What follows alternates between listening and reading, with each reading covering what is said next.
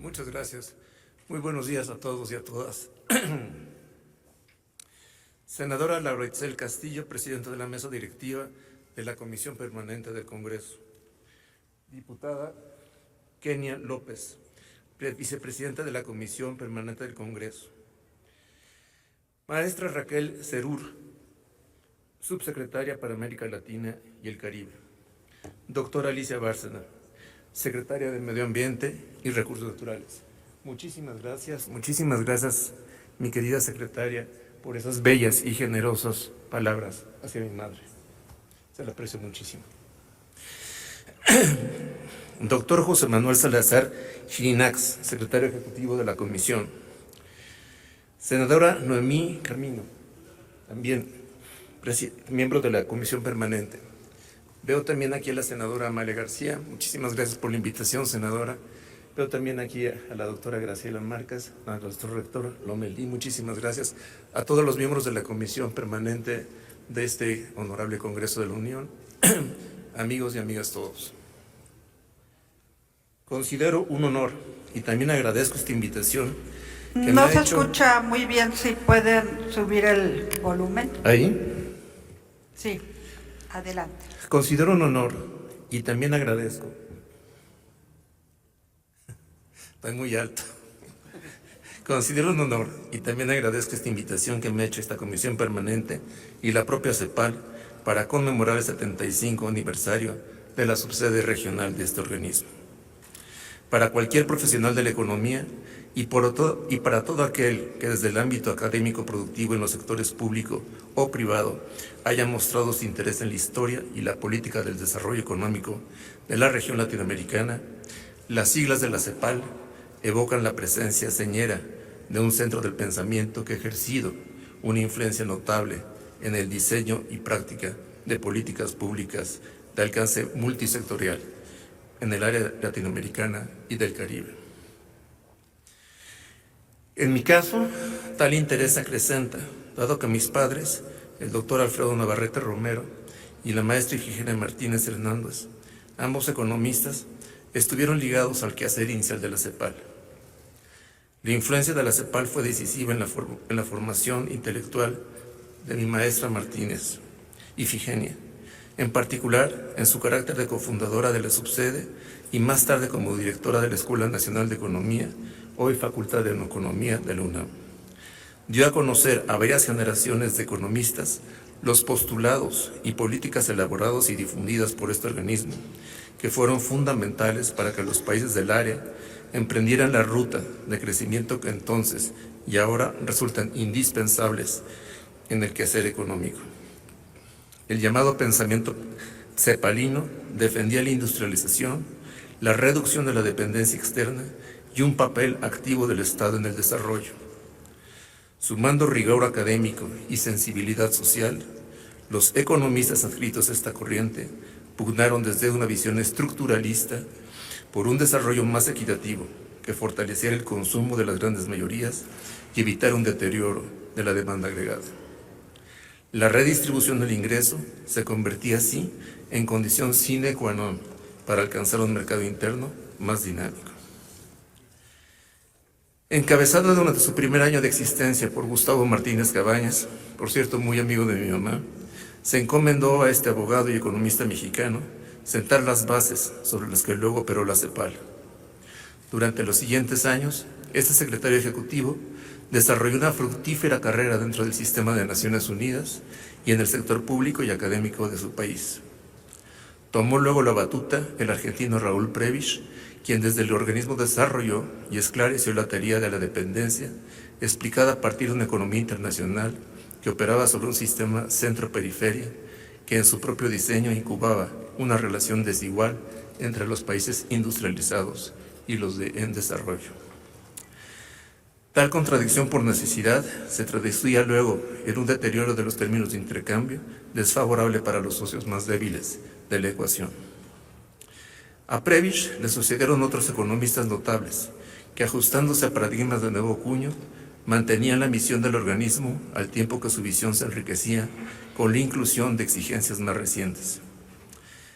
Sin pretender ser exhaustivo, pienso en el uruguayo Enrique Iglesias, el guatemalteco Gert Rosenthal, el colombiano José Antonio Campo, la mexicana Alicia Bárcena y actualmente el costarricense, el doctor Salazar Girinax.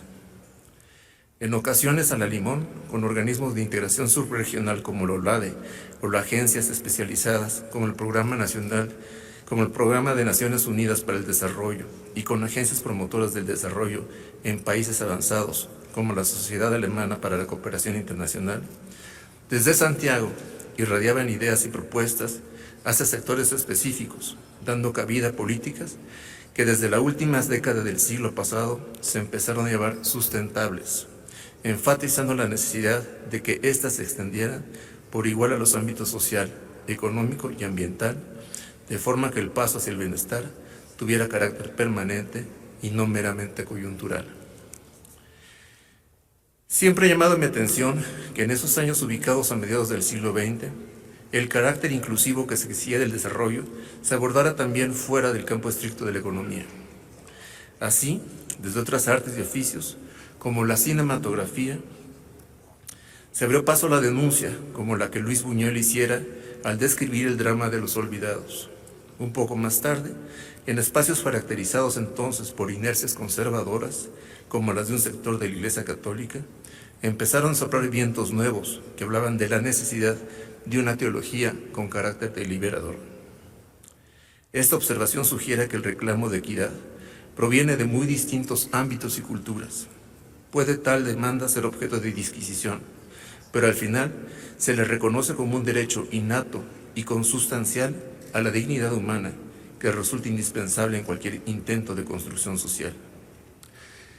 Este principio de igualdad se reconoce desde el capítulo 1 de la Constitución Política de los Estados Unidos Mexicanos, donde se definen los derechos humanos y las garantías que norman la vida de los mexicanos.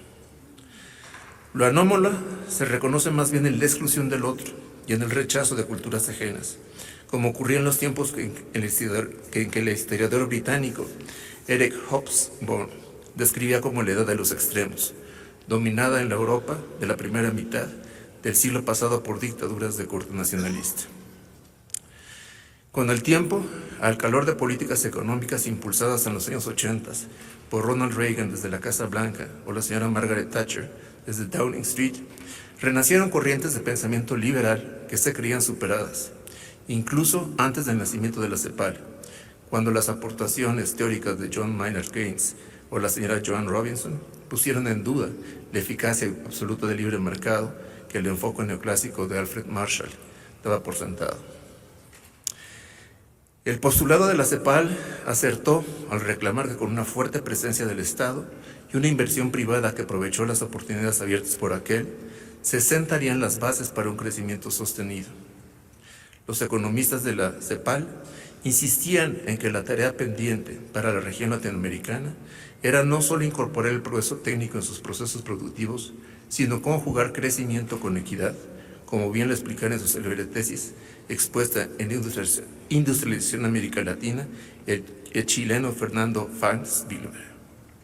Esta perspectiva histórica, necesariamente simplificada, llevaría a la pregunta siguiente: ¿cuál es hoy la perspectiva de desarrollo para América Latina?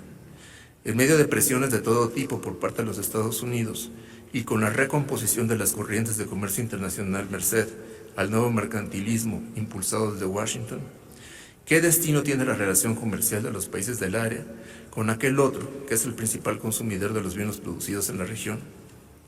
Los términos de intercambio de los que hablará Prebisch permiten entrever una relación comercial sostenible entre los participantes en tal intercambio. ¿Cuáles son, en suma, las transformaciones para el desarrollo de la que está urgida la región latinoamericana y del Caribe? La cooperación comercial, reforzada por tratados que imponen obligaciones jurídicas a los países firmantes, ha sido al mismo tiempo un elemento potenciador de la riqueza y el bienestar.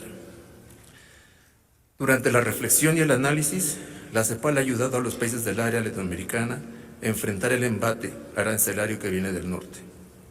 Es verdad, como dice el organismo en sus perspectivas del comercio internacional de América Latina y el Caribe 2025, que durante el primer año de su aplicación, las tarifas impuestas por los Estados Unidos tuvieron en la región un impacto menor al esperado, ya que los aranceles anunciados desde abril de 25 se estabilizaron en niveles inferiores a los anunciados inicialmente y los países afectados mayoritariamente se abstuvieron de represalias comerciales. Pero en cambio, para el año en curso, de acuerdo con la Organización Mundial de Comercio, los flujos de comercio global se verán afectados sustancialmente y alcanzarán tasas mucho menores a los de años previos, toda vez que se han diluido los factores transitorios que antes amortiguaron la caída. En la misma publicación, la CEPAL advierte que la incertidumbre que ha producido la recomposición de la política comercial de los Estados Unidos impactará negativamente los flujos de inversión extranjera directa, especialmente en aquellos sectores que destinan su producción hacia aquel mercado. Por ende, luego de una etapa inicial de contención y control de daños, en el largo plazo deberían buscarse opciones para una diversificación de la relación comercial, buscando atenuar riesgos futuros. Esta opción entraña dificultades en el plano político, si se tiene en cuenta que junto a una integración reconocida o no, enfrentamos el reto de mitigar los riesgos. Creo, en suma, que debemos felicitarnos por la influencia virtuosa que la CEPAL ha desplegado en los países del área. Cabe esperar que esta relación benéfica para todos se prolongue por muchos años más. Terminaré citando a ese gran latinoamericano, que fue Mario Benedetti, recordando que en amores, tanto como en la economía global, en la calle codo a codo, somos mucho más que dos. Muchísimas gracias.